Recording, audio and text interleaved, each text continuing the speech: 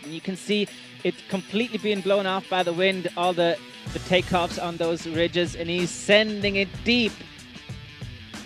So controlled down on the judging criteria. I believe that they're going to call that a crash for that backflip that could have been over-rotated.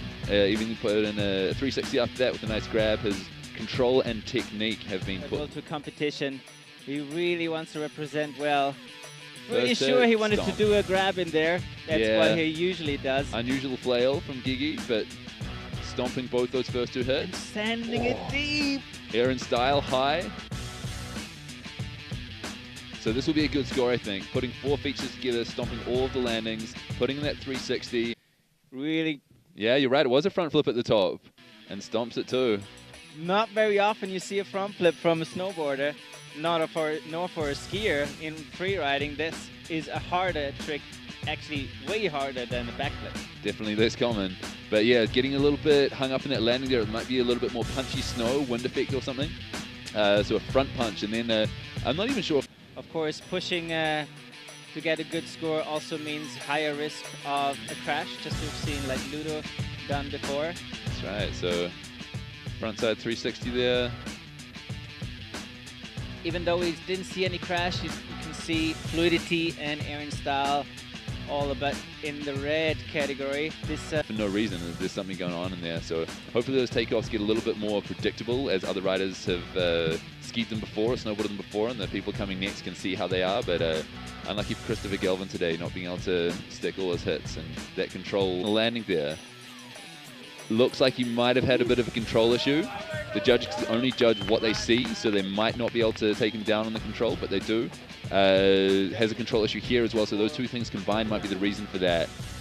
Technique also down, similar to Blake Hamm overall on the judging criteria for having a shredding run with big ears and tricks. But judges stop judging.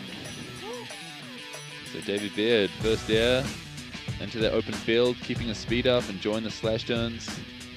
Yeah, the biggest chunk of his score will definitely come from the top part. Super nice method.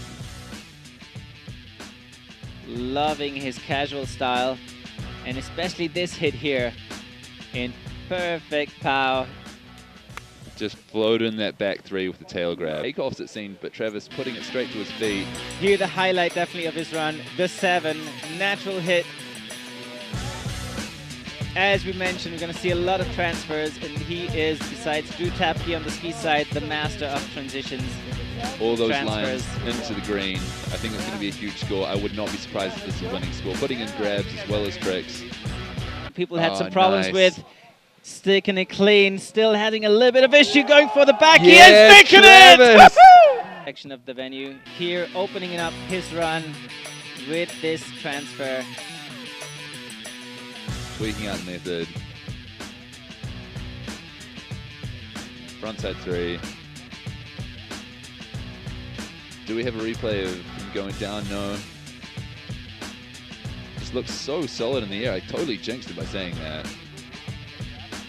Pointed though, I mean, like really nice powder slashes. Seems like he was heading out with purpose to the lookers right of the venue. I imagine he was probably heading to that steeper zone, but not getting off the ground, not putting any tricks or grabs in. So I think he's just staying in the air for a long time. But Blake Hamm, huge backflip off a cliff in the fall line to start the day off, set the tone for the day, and his... No surprise with a 95 top score, followed by another legend ripper, Gigi roof, and finishing or rounding up